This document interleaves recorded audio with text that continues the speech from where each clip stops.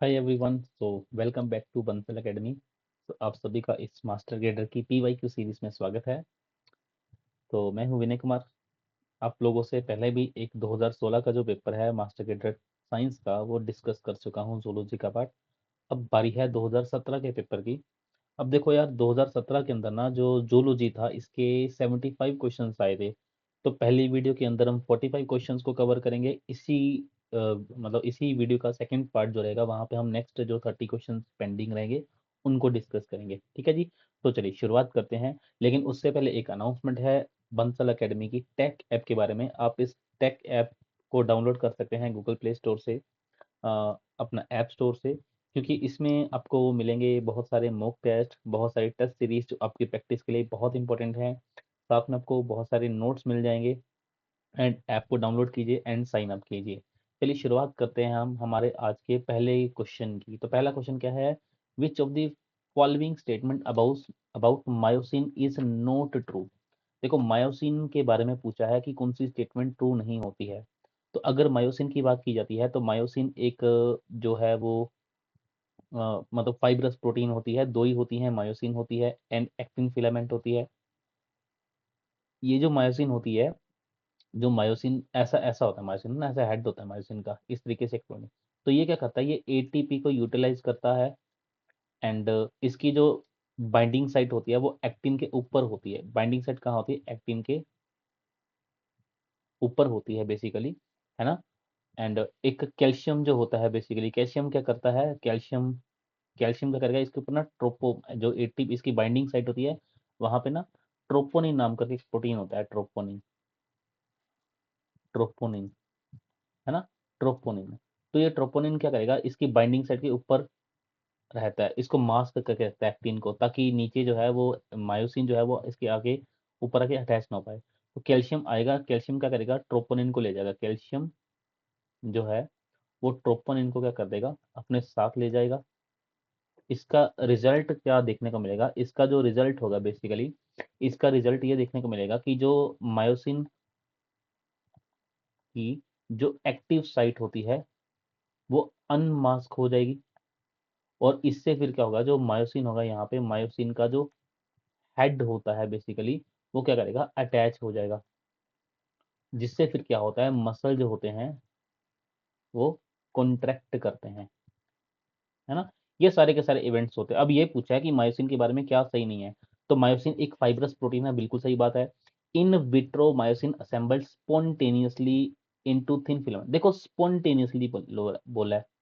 Spontaneously कभी नहीं, चाहे आप इन विट्रो की बात कर लो चाहे आप वैसे नेचर की बात कर लो, स्पॉन्ट लगातार नहीं ज्वाइन रहता। ये ज्वाइन रहेगा फिर छोड़ देगा, फिर ज्वाइन रहेगा फिर छोड़ देगा, फिर ज्वाइन करेगा फिर छोड़ देगा, है ना। तो ये पॉइंट यहाँ पे गलत हो जाता है। नेक्स्ट है terms the contractile filament of cell. बिल्कुल कॉन्ट्रेक्टाइल फिलामेंट ऑफ सेल है, क्योंकि मसल को कॉन्ट्रैक्ट करा और एटी के ऊपर भी डिपेंड ये करता है।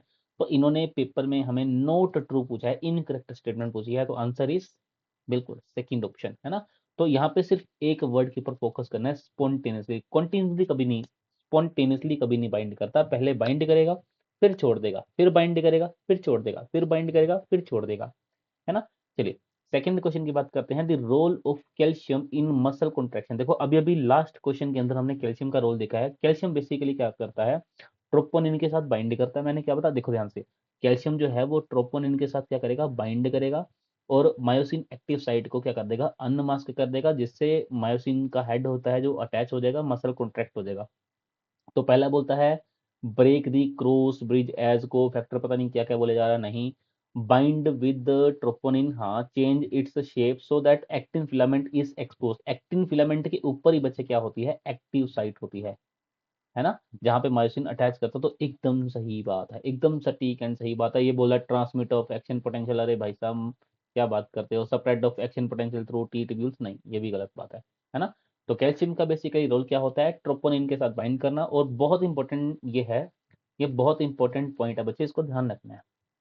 नेक्स्ट है सी वैल्यू पैराडॉक्स। अब ये सी वैल्यू पैराडॉक्स के बारे में देखते हैं। सो जस्ट देखो, सी वैल्यू पैराडॉक्स बेसिकली क्या होता है कि हम क्या करते हैं, अलग अलग ऑर्गेनिज्म के अंदर उसका डीएनए देखते हैं। अलग अलग ऑर्गेनिज्म जो होता है उसके डीएनए का साइज देखते हैं कि कितना डीएनए है, और देखते हैं कि अलग अलग ऑर्गेनिज्म के अंदर कॉम्प्लेक्सिटी कितनी है, मतलब डिफरेंसेस वगैरह देखते हैं अलग अलग ऑर्गेनिज्म के अंदर। तो ये बोलता है कोलिनियरिटी बिटवीन जीनोम साइज, नहीं कोलिनियरिटी नहीं देखते हम, तो डिफरेंसेस देखते हैं। तो non collinearity between genome size बिल्कुल सही बात है, एंड कॉम्प्लेक्सिटी ऑफ ऑर्गेनिज्म, तो हम अलग अलग ऑर्गेनिज्म के अंदर जीनोम के साइज को देखते हैं, क्या डिफरेंस है, ये सारी चीजें। डोसेस कंपोजिशन नहीं होता है, नंबर ऑफ क्रोमोसोम नहीं होता है। नेक्स्ट बात करते हैं, cell cycle is controlled by, बहुत प्यारा क्वेश्चन। देखो सेल साइकिल जो होता है, जैसे जिसके अंदर G1 फेस होता है, फिर S फेस होता है, फिर G2 फेस होता है, फिर M फेस होता है। तो इन सभी के अंदर ना जो CDK होता है, इनके सभी के अंदर जो CDK का मतलब साइक्लिन डिपेंडेंट काइनेस, इसकी जो कॉन्सेंट्रेशन होती है ना बच्चे, वो कांस्टेंट होती है। लेकिन G1 के अंदर इसके साथ कोई और साइक्लिन आके अटैच हो जाएगी, S फेस के अंदर कोई और साइक्लिन अटैच होगी, G2 फेस के अंदर कोई और साइक्लिन अटैच होगी, M के अंदर कोई और साइक्लिन अटैच होगी।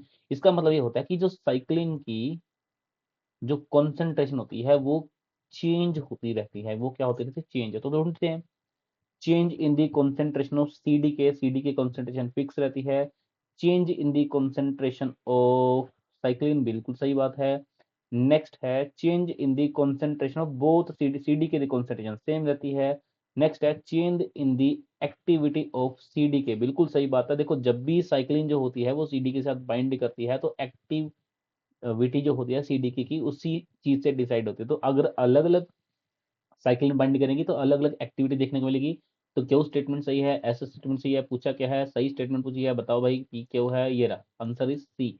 यहाँ पे सी एकदम मस्त वाला आंसर है, सही वाला आंसर है। ठीक है जी, चले आगे बात करते हैं।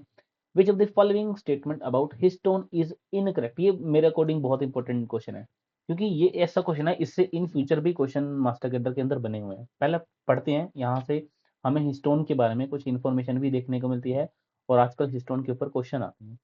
दे आर हाईली बेसिक, बिल्कुल सही बात है, क्योंकि इसके अंदर आर्जिनिन होता है, लाइसिन होता है, नाम के अमाइनो एसिड्स होते हैं। तो ये बेसिक होते हैं और इनके ऊपर पॉजिटिव चार्ज होता है, एकदम सही स्टेटमेंट, एकदम सही statement. They are extensively modified after translation, तो ट्रांसलेशन के बाद मतलब जब ये प्रोटीन बनते हैं तो उसके बाद इनके अंदर हमें मॉडिफिकेशन देखने को मिलती है। In combination with DNA they are primary constituents of chromatin, बिल्कुल सही बात है बच्चे, मैं क्लासेस में हमेशा पढ़ाता हूँ कि डीएनए के अंदर अगर क्या जोड़ दें, हिस्टोन जोड़ दें, अगर डीएनए के अंदर हिस्टोन जोड़ते हैं तब जाके जो स्ट्रक्चर बनती है उसको हम क्या बोलते हैं, क्रोमेटिन बोलते हैं। क्या बोलते हैं इसको, क्रोमेटिन बोलते हैं ना। ऐसी ऐसे अपने ऐसे स्ट्रक्चर, ये डीएनए है, उसके ऊपर ऐसे स्टोन लगे हुए हैं, तो क्रोमेटिन बोलते हैं। नेक्स्ट है they account for approximately 1/5 of mass of chromosome, ये स्टेटमेंट एकदम ही गलत है। देखो जो क्रोमोसोम का मतलब सॉरी जो डीएनए का एंड हिस्टोन का जो मास होता है वो 50-50% होता है, 1:1 रेशियो का होता है। तो यहाँ पे बोला है 1/5 मास है, तो ये स्टेटमेंट यहाँ पे गलत हो जाती है। बहुत इंपॉर्टेंट ये स्टेटमेंट है, तो अगर ये गलत स्टेटमेंट है तो हमसे पेपर में यही पूछी गई थी, देखो ध्यान से, यही पूछी जाती है स्टेटमेंट, है ना। तो ये स्टेटमेंट बच्चे ध्यान रखना, ये ना स्टेटमेंट अलग अलग एग्जाम के अंदर पूछी जाती है। हमारे पंजाब में ये बहुत बार ये क्वेश्चन पूछा गया है, इसके अलावा हिमाचल में, राजस्थान में, दिल्ली वाले ये क्वेश्चन पूछते हैं, हरियाणा वाले भी पूछते हैं, है ना। चलिए नेक्स्ट है काइनेसिन इज इट डिस्क्राइब्ड बाय, अब देखो काइनेसिन पता क्या होता है, ये काइनेसिन के बारे में पढ़ते हैं। काइनेसिन जो होता है ये एक मोटर प्रोटीन होती है, ये क्या होती है, एक मोटर प्रोटीन होती है, जो क्या करती है, जो वेसिकल्स होते हैं हमारे सेल के अंदर, जैसे मान के चलो ये समझने के लिए, ये न्यूक्लियस है, न्यूक्लियस एक कुछ मतलब या गोल्जी, ये मान के चलिए गोल्जी बॉडी है, तो गोल्जी बॉडी से एक वेसिकल निकला, इसने प्लाज्मा मेम्ब्रेन के पास जाना है। तो प्लाज्मा मेम्ब्रेन के पास जाने के लिए इसको क्या करेगा, यहाँ पे रखेगा वेसिकल को, एक प्रोटीन्स होती है जो इसको क्या करवाती है, मूव करवाती है, इसको क्या बोलते हैं, कैनिसिन बोलते हैं। तो ढूंढते हैं an enzyme that phosphorylate intermediate, नहीं ऐसा कुछ नहीं होता है। को फैक्टर होता है, को फैक्टर भी नहीं होता है। A motor protein that conduct vesicle along microtubule, बिल्कुल सही बात है, ये मोटर प्रोटीन होती है जो माइक्रोट्यूब्यूल्स के ऊपर वेसिकल्स को मूव करवाती है। एन एक्टिन एसोसिएटेड, ये पता नहीं क्या क्या बोलते हैं ये, है ना। तो ये थर्ड वाली स्टेटमेंट एकदम सही है, यही होता है काइनेसिन। इसका काम क्या होता है, जैसे रेल पटरी के ऊपर रेल चलती है ना, और वहां पे इन दोनों के बीच में, रेल और पटरी के बीच में इंटरमीडिएट क्या होता है, पहिए होते हैं, चक्के होते हैं। वैसे ही काइनेसिन नाम की जो प्रोटीन होती है वो हमारे सेल के अंदर जो माइक्रोट्यूब्यूल्स होते हैं, माइक्रोट्यूब्यूल्स के ऊपर जो रेलगाड़ी मतलब कोई भी वेसिकल है, तो इनके बीच में काइनेसिन नाम की प्रोटीन होती है जो मूवमेंट करवाती है। चलिए नेक्स्ट है द ट्रांस गोल्जी नेटवर्क, ऐसा है भाई, ये है गोल्जी, गोल्जी कुछ ऐसा होता है ना। मान के चलो इधर ये एंडोप्लाज्मिक रेटिकुलम है और ये है न्यूक्लियस। तो इससे मतलब सॉरी, इससे न्यूक्लियस को छोड़ दो, यहाँ से जो वेसिकल्स है वो गोल्जी के पास आता है, सिस गोल्जी के पास, सिस गोल्जी से फिर वेसिकल्स बन के निकलते हैं बाहर, ये लाइसोसोम के पास जाते हैं वेसिकल, ये प्लाज्मा मेम्ब्रेन के पास आ सकते हैं। तो सिस ट्रांस वाला जो पार्ट होता है, ट्रांस वाले पार्ट से बेसिकली क्या निकलते हैं, वेसिकल्स निकलते हैं, जो जो प्लाज्मा मेम्ब्रेन की तरफ जा सकते हैं, जो लाइसोसोम की तरफ जा सकते हैं, या फिर कोई और काम कर सकते हैं। तो देखते हैं इंटरमीडिएट कंपार्टमेंट भी नहीं, ये इनको इन ये नहीं होते, बिल्कुल नहीं होते। The part of Golgi where fusion of vesicle, नहीं ये सिस पार्ट होता है, देखो ये वाला पार्ट जो होता है सिस होता है जहाँ पे फ्यूजन होता है।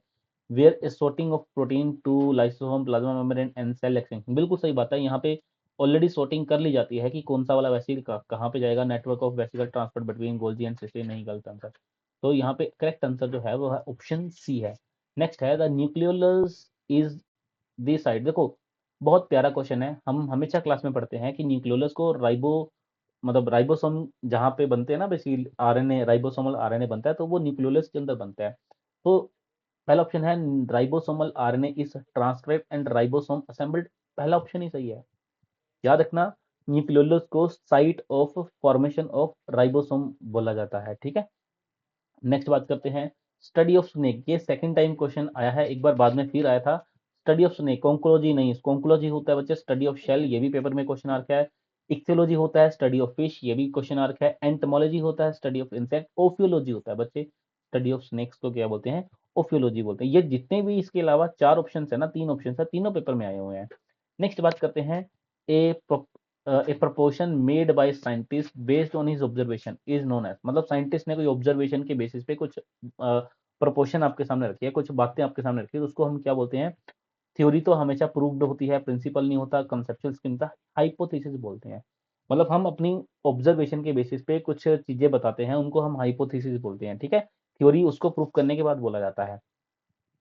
सर सेरेंडिपिटी मीन्स, देखो सेरेंडिपिटी बहुत प्यारा वर्ड है। सेरेमडी जो सेरेमडिटी होता है ना बेसिकली इसका मतलब होता है कोई डिस्कवरी करना, वो भी बाय चांस। तो डिस्कवरी बाय चांस को हम क्या बोलते हैं, सेरेमडिटी बोलते हैं। बहुत दो बड़े प्यारे प्यारे साइंटिस्ट यहाँ पे निकल के आते हैं। एक साइंटिस्ट जो यहाँ पे निकल के आता है अलेक्जेंडर फ्लेमिंग, अलेक्जेंडर फ्लेमिंग, इसने फर्स्ट एंटीबायोटिक पेनिसिलिन को डिस्कवर किया था, बाय चांस डिस्कवरी थी, ठीक है। सेकंड जो साइंटिस्ट है इसका नाम है एंटोनी वो, ये बेसिकली साइंटिस्ट नहीं है, एंटोनी वोन लियोनहोफ, इसने फर्स्ट लिविंग जो सेल था उसकी डिस्कवरी थी। बेसिकली वो क्या था, एक बैक्टीरिया था। जो फर्स्ट लिविंग सेल था वो क्या था, एक बैक्टीरिया था, तो बैक्टीरिया की डिस्कवरी उसने की थी। नेक्स्ट है the study of animal behaviour, देखो एनिमल बिहेवियर की स्टडी को हम बोलते हैं इथोलॉजी बोलते हैं, ऑप्शन बी जो है करेक्ट आंसर है, इथोलॉजी। ऑर्टिकोलॉजी, आगे इसके ऊपर भी क्वेश्चन आता है, जब हम एक स्पीशीज की स्टडी, सिर्फ एक स्पीशीज की या एक ऑर्गेनिज्म की इंटरेक्शन को स्टडी करते हैं उसके एनवायरनमेंट के साथ, उसको ऑर्टिकोलॉजी बोलते हैं। चलिए नेक्स्ट क्वेश्चन है black fever is caused by match of the following में दोबारा भी क्वेश्चन आया हुआ है। प्लाज्मोडियम जो है ये मलेरिया करता है, ट्रिपेनोसोमा जो होता है ये मतलब ट्रिपेनोसोमा गैम्बियंसी ये ट्रिपेनियसिस करता है, जियार्डिया जियार्डियसिस करता है, लेशमेनिया करता है ब्लैक फीवर, ये करता है ब्लैक फीवर। ये 2016 में भी क्वेश्चन है ना, जो ट्रिपेनोसोमा क्रूजी होता है वो चागस डिजीज करता है ना, याद करो, बताया था मैंने, आया भी हुआ क्वेश्चन। चलो नेक्स्ट, तो ये हमारे बहुत प्यारे प्यारे से बच्चे हैं जिन्होंने अपनी मेहनत से बंसल एकेडमी की गाइडेंस से अपने जो एग्जाम्स हैं, मास्टर कैडर हैं, लेक्चर कैडर हैं, इनको क्वालिफाई किया है। तो आप भी हमारे साथ जुड़ सकते हैं, अपनी प्रिपरेशन को बूस्ट कर सकते हैं। चलिए नेक्स्ट क्वेश्चन की बात करेंगे, स्पॉन्जिस आर करेक्टराइज्ड बाय, देखो स्पॉन्जिस तो फेवरेट है आपके एग्जाम के। इनके अंदर हमें क्वाइनोसाइट सेल्स देखने को मिलते हैं, इनके अंदर केनाल सिस्टम देखने को मिलता है, इनके अंदर बहुत सारे माउथलेट्स देखने को मिलते हैं और एक एग्जिट। जो बहुत सारे माउथ होते हैं माउथलेट्स, इनको क्या बोलते हैं बच्चे, कमेंट बॉक्स में लिखना है, और एग्जिट को क्या बोलते हैं कमेंट बॉक्स में लिखना है, ठीक है। और आंसर क्या है यहाँ पे, ऑल ऑफ दिस। नेक्स्ट है सलाइवा ऑफ लीच, ये भी मास्टर कैडर वालों का फेवरेट है, contain anti coagulant is called, देखो लीच के सलाइवा के अंदर एक एंटी कोएगुलेंट होता है जिसको हम क्या बोलते हैं आजकल, हीरोडिन बोलते हैं। ये भी फेवरेट है एग्जामिनर का, मास्ट सेल के ऊपर क्वेश्चन पूछे हैं, हेपारिन के ऊपर भी क्वेश्चन पूछा जाता है, ये भी एंटी कोएगुलेंट होता है। हीमोग्लोबिन तो भाई हमारे आरबीसी के अंदर होता है। नेक्स्ट है vision of cockroach is, vision of cockroach के ऊपर भी क्वेश्चन आता है बच्चे, या फिर विजन ऑफ कॉकरोच बोल देंगे या फिर इंसेक्ट बोल देंगे। तो इंसेक्ट के अंदर होती है कंपाउंड आई। कंपाउंड आई का जो यूनिट होता है वो होता है ओमेटिडियम। और अरे ओमेटिडियम 2016 में भी क्वेश्चन आया हुआ ओमेटिडियम। तो अब बहुत सारे जब ओमेटिडियम मतलब एक बड़ी सारी आई है, इसके अंदर बहुत सारे ओमेटिडियम, बहुत सारे ओमेटिडियम। तो हर एक ओमेटिडियम एक सिंगल आई का काम करेगा, तो हर एक ओमेटिडियम क्या करेगा, अपनी अपनी इमेज बनाएगा, तो धुंधली सी इमेज बनती है ना। इसको मोजाइक विजन बोलते हैं। इसको कौन सा विजन बोलते हैं, मोजाइक विजन। हमें हर इंसेक्ट के अंदर मोजाइक विजन देखने को मिलता है। चलिए, रिमोल्टिंग हार्मोन इकाइडिसोन, जो मोल्टिंग हार्मोन होता है इकाइडिसोन, इट इज सिक्रेटेड बाय, बच्चे फैक्ट बेस्ड क्वेश्चन है, ये सिक्रेट होता है प्रोथोरेसिक ग्लैंड के द्वारा। तो इंसेक्ट के अंदर ये जो हार्मोन होता है इकाइडिसिन, ये प्रोथोरेसिक ग्लैंड्स होते हैं, वहां से सीक्रेट होता है। नेक्स्ट बात करते हैं, रिपीटेड क्वेश्चन है again. Pinctada pearl oyster belongs to the class, नहीं रिपीटेड तो नहीं है, लेकिन मैंने आपको लास्ट वीडियो के अंदर बताया भी था कि पिंकटाडा के ऊपर क्वेश्चन पूछते हैं ना, पिंटागडा वल्गैरिस, याद करो, है ना। इंडिया में यूज किया जाता है इसको पल के लिए, है ना। तो ये किस क्लास से बिलोंग करता है बच्चे, इसके बारे में सारी इन्फॉर्मेशन पढ़नी, सिफेलोपोडा में नहीं होता। ये होया बाईवाल्विया के अंदर, हमें बाईवाल्विया के अंदर देखने का मिलता है। नेक्स्ट बात करेंगे मम्प्स की इन्फेक्शन, जिसके अंदर ये वाला जो नेक वाला हिस्सा होता है ना, स्वेल कर जाता है, कभी कभी ऐसा लगता है जैसे ग्वाइटर है ना। तो ये बच्चे पैरोटिड, ये एक वायरल इन्फेक्शन होती है जो पैरोटिड ग्लैंड की स्वेलिंग के कारण होती है। नेक्स्ट है blood groups were discovered by, ये बड़ा सिंपल सा क्वेश्चन है बच्चे, ब्लड ग्रुप जो थे लैंडस्टीनर ने इनको डिस्कवर किया था, A B O blood group, है ना। चलिए नेक्स्ट बात करते हैं लैक्टिल्स पार्टिसिपेटिव। देखो लैक्टिल्स के ऊपर क्वेश्चन आ गया है जब हम पढ़ते हैं इंटेस्टाइन के अंदर एब्जॉर्प्शन, एब्जॉर्प्शन। तो फैट की जो एब्जॉर्प्शन होती है, फैट की एब्जॉर्प्शन पहले ये लिम्फ के अंदर जाते हैं, फिर उसके बाद ये ब्लड के अंदर एंटर करते हैं। बाकी चीजें जो होती हैं जो वाटर सोल्यूबल होती है वो डायरेक्ट ब्लड में जाती हैं। तो लिम्फ का जो नेटवर्क होता है ना एक विलाई के अंदर, उसको क्या बोलते हैं, लैक्टियल्स बोलते हैं, है ना। और ये किसके अंदर रोल प्ले करता है, एब्जॉर्प्शन ऑफ फैट के अंदर। नेक्स्ट है fermentation chamber, repeated question in herbivore is called, बच्चे लीवर के अंदर तो क्या ही फर्मेंटेशन होगी, ना पेनक्रेस के अंदर होगी, ना गैल ब्लेडर के अंदर, तो बच्चा क्या पीछे caecum. Turnover number, important concept of enzyme depends on, देखो टर्नओवर नंबर होता है कि एंजाइम कितनी फास्ट जो इसका सबस्ट्रेट होता है उसके साथ बाइंड करके उसको प्रोडक्ट में कन्वर्ट करता है। और ये डिपेंड करता है कि एंजाइम के ऊपर कितनी एक्टिव साइट्स हैं, जितनी ज्यादा एक्टिव साइट्स होती हैं एंजाइम के ऊपर उतना ही फास्ट वो काम करता है ना। याद रखना सबसे ज्यादा टर्नओवर नंबर जिस एंजाइम का है वो आपने मुझे बताना है कमेंट बॉक्स के अंदर। काम हिंट देता हूँ, वो पता क्या करता है, वो कार्बन डाइऑक्साइड को वाटर को ऐसे कन्वर्ट कर देता है बाई का H2CO3 में। तो यहाँ पे एक एंजाइम यूज होता है, ठीक है। तो ये अपने कमेंट में बताना है कि ये कौन सा एंजाइम है, इसका टर्नओवर नंबर सबसे ज्यादा होता है ना। चलिए, visual unit of compound I of an insect, देखो अभी अभी बताया था इंसेक्ट की आई का जो यूनिट होता है उसको ओमेटिडियम बोलते हैं। और रिपीटेड क्वेश्चन है बच्चे, ये कौन सा क्वेश्चन है, ये रिपीट हो चुका क्वेश्चन है ना।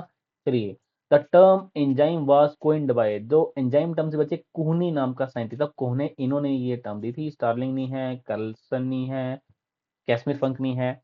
तो कुहने जो थे इन्होंने टर्म दी थी। नेक्स्ट क्वेश्चन है क्यूटेनियस रेस्पिरेशन, क्यूटेनियस रेस्पिरेशन मतलब स्किन से रेस्पिरेशन फ्लो कब करता है, जब पानी में होगा, बिल्कुल स्विमिंग के टाइम पे पानी के अंदर भी ये स्किन से रेस्पिरेट करेगा, हाइबरनेशन के दौरान भी ये स्किन से रेस्पायर करता है, रेस्टिंग स्टेज के अंदर भी स्किन से रेस्पायर करता है। तो आंसर क्या है, ऑल ऑफ दीज, ठीक है।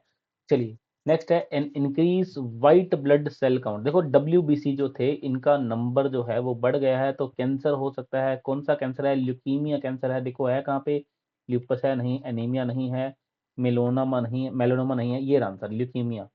तो ल्यूकीमिया होता है ब्लड कैंसर जिसके अंदर बेसिकली WBC का जो नंबर होता है वो इंक्रीज हो जाता है।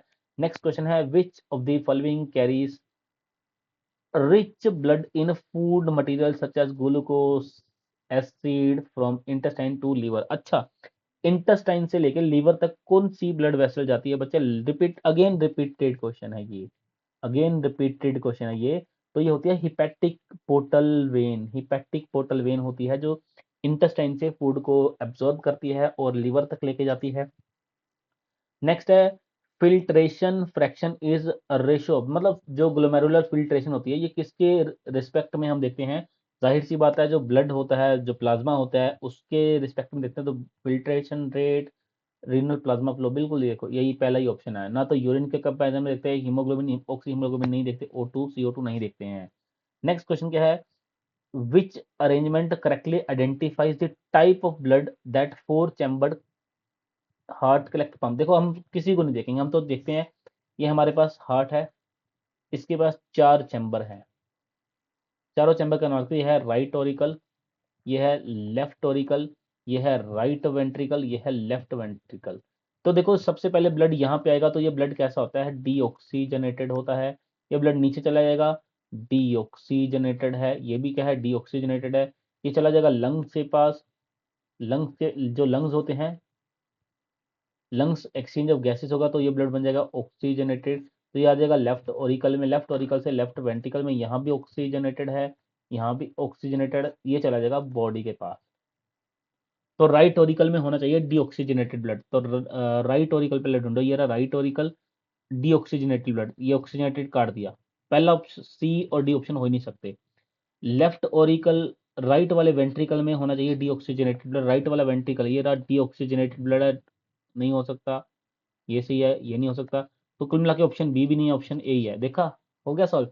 अच्छा देखते हैं, लेफ्ट ऑरिकल में होना चाहिए ऑक्सीजनेटेड ब्लड, बिल्कुल सही बात है। राइट ऑरिकल, लेफ्ट वेंट्रिकल में होना चाहिए ऑक्सीजनेटेड ब्लड, बिल्कुल सही बात है। तो ऑप्शन ए जो है करेक्ट आंसर हो गया। नेक्स्ट क्वेश्चन है, match the hormones to the glands producing from. Oxytocin जो होता है ये रिलीज होता है बच्चे किसके किससे किससे, ये होता है पिट्यूटरी ग्लैंड से। तो पी का हो गया टू, पी का हो गया टू, यहाँ भी है, यहाँ भी है, ये भी नहीं आएगा, ये भी नहीं आएगा। इंसुलिन बच्चे सारी दुनिया जानती है कि इंसुलिन आजकल पेनक्रियास सिक्रेट करता है, पेनक्रियास के जो बीटा सेल्स होते हैं ये सिक्रेट करते हैं। तो क्यू का हो गया बच्चे फोर, तो क्यू का फोर यहाँ भी है, यहाँ भी है, ये भी सही है, ये भी सही है। एस्ट्रोजन, अच्छा सॉरी सॉरी, कैल्सिटोनिन बच्चे ये रिलीज होता है थायराइड के द्वारा, चकमा दिया ना इन्होंने, थायराइड थायराइड। तो आर का हो गया फाइव, आर का फाइव है यहाँ पे, ये नहीं है, तो आंसर आ गया सी। देखा, सी आंसर आ गया, है ना। अब बाकी बात की जाए, एस्ट्रोजन की बात की जाए, एस्ट्रोजन ओवरी के द्वारा सिक्रेट होता है, ओवरी के अंदर जो फॉलिकल सेल होते हैं वो सिक्रेट करते हैं। एपिनेफ्रिन की बात की जाए, एपिनेफ्रिन जो होता है हमारा एड्रिनल ग्लैंड सिक्रेट करता है, टेस्टोस्टेरोन जो है वो टेस्टिस सिक्रेट करते हैं। देखो जी ऑप्शन सी करेक्ट आंसर हो गया अपना। नेक्स्ट क्वेश्चन की बात करेंगे, which of the following sequence describe the passage of action potential. Repeated question, repeated question 2016 में भी क्वेश्चन था इसके ऊपर।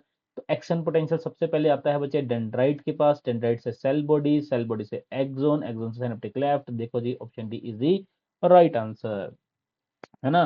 चलो नेक्स्ट क्वेश्चन है, आइडेंटिफाई दी इनकरेक्ट मैच, मतलब आपको बताना है कि इनमें से इनकरेक्ट कौन है।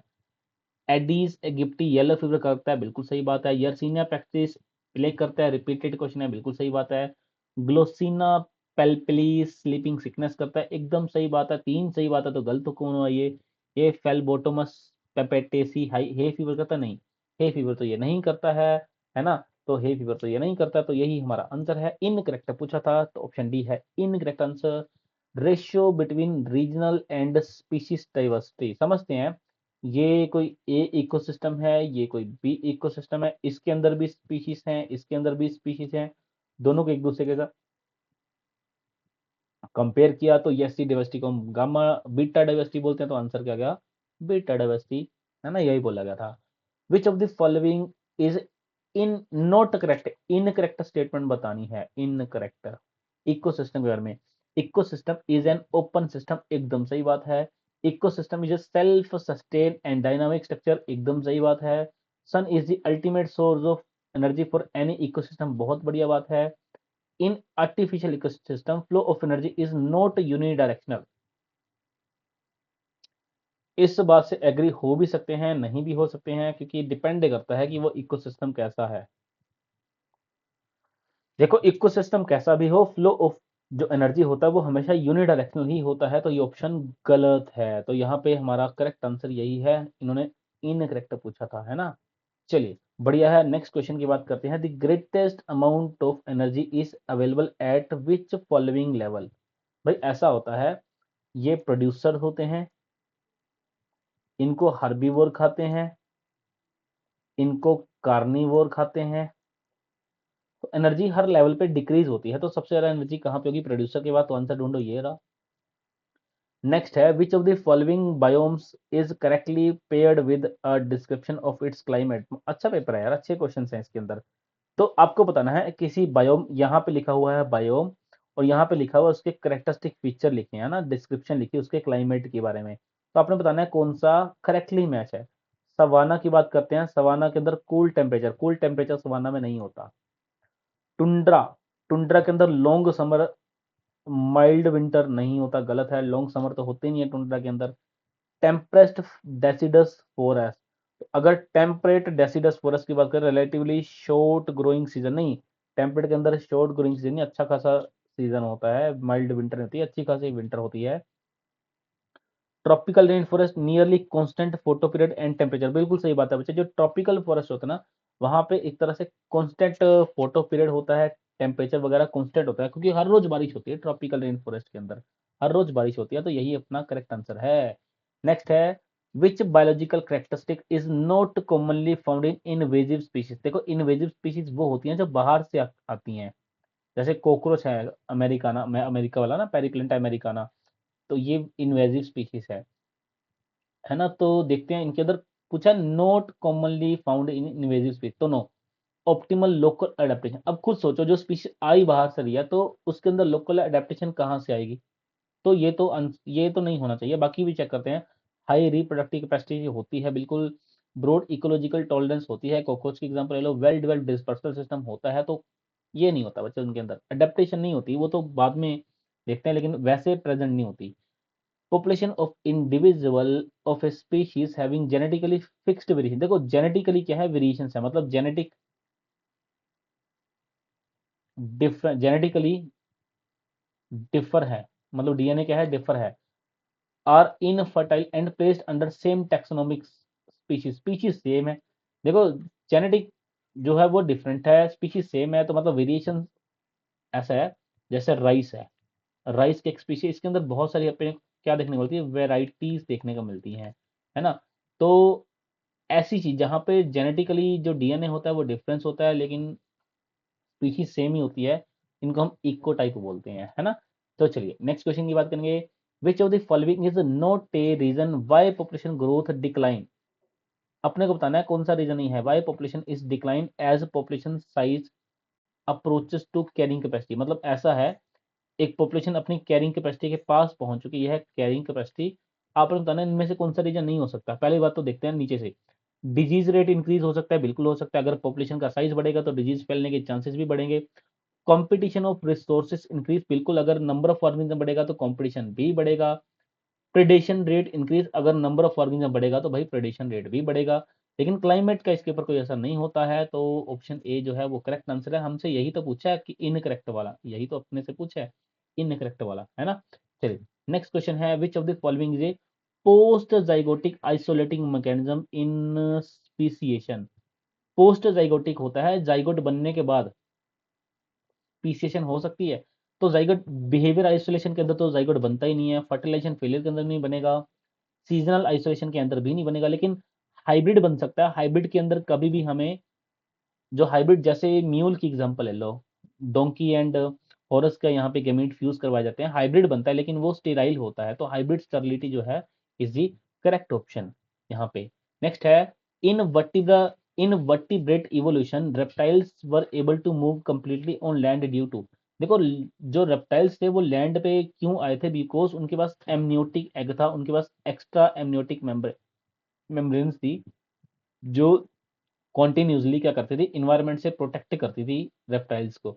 तो ये सबसे अच्छा खासा रीजन था।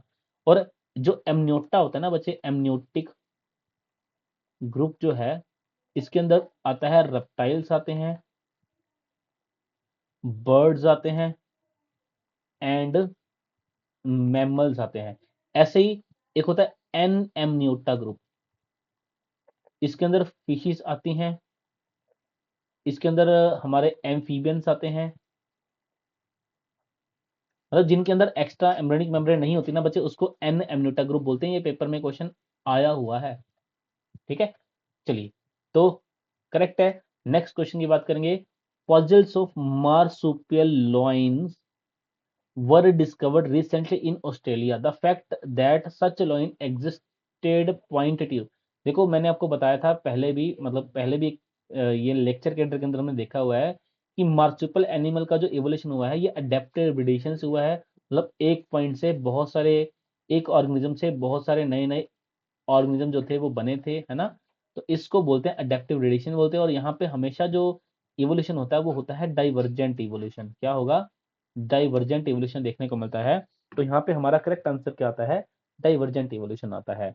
नेक्स्ट क्वेश्चन है, इन zoos lion tiger in zoo lion tiger mate produce variable hybrid offspring called tigons and liger। तो लॉयंस एंड टाइगर के गेमीट्स के साथ हम लाइगन्स को बना सकते हैं, टाइगर्स को बना सकते, लाइगर को बना सकते हैं। लेकिन ये हाइब्रिड जो होते हैं ये एशिया के अंदर रिकॉर्ड नहीं, देखो यहाँ पे, देखो इन जू जू की बात हो रही है यहाँ पे, एशिया के अंदर रिकॉर्ड नहीं किए जाते। बिकॉज ऐसा रीजन इसलिए होता है बिकॉज यहाँ पे ना बिहेवियर आइसोलेशन होता है। बिहेवियर आइसोलेशन समझते हो? मतलब लॉइन का मेटिंग का बिहेवियर अलग है, टाइगर का मेटिंग का बिहेवियर अलग है। तो बिहेवियर आइसोलेशन के कारण नेचुरली हमें इनके अंदर कभी भी हाइब्रिड देखने को नहीं मिलते। लेकिन जू के अंदर क्या होता है, हम गेमेट्स को स्टोर कर सकते हैं, तो स्टोर करने के बाद हम हाइब्रिड की फॉर्मेशन करते हैं। तो ये डिफरेंस होता है नेचर के अंदर एंड जो हम अब कैप्टिविटी के अंदर हम जो आर्टिफिशियल जो कंडीशन जनरेट करते हैं। तो इसी के साथ ही हमारा 2017 का पहला पार्ट कंप्लीट होता है। टेक ऐप को डाउनलोड कीजिए, नोट्स मिलेंगे, मॉक टेस्ट मिलेंगे, टेस्ट सीरीज मिलेगी, सॉफ्ट कॉपीज मिलेंगी नोट्स की, ताकि प्रैक्टिस हो आपकी बहुत अच्छे से। तो ठीक है, फिर मिलते हैं हम सेकंड पार्ट के साथ बहुत ही जल्दी नेक्स्ट वीडियो में। Thank you so much for joining this session. किसी भी तरह की कोई भी क्वेरी हो तो आप नीचे कमेंट बॉक्स में कमेंट कर सकते हैं। इसके अलावा इन नंबर से कॉल कर सकते हैं। बंसल एकेडमी की ऑफिशियल वेबसाइट www.bansalacademy.com पर विजिट कर सकते हैं। Thank you so much, take care, all the best.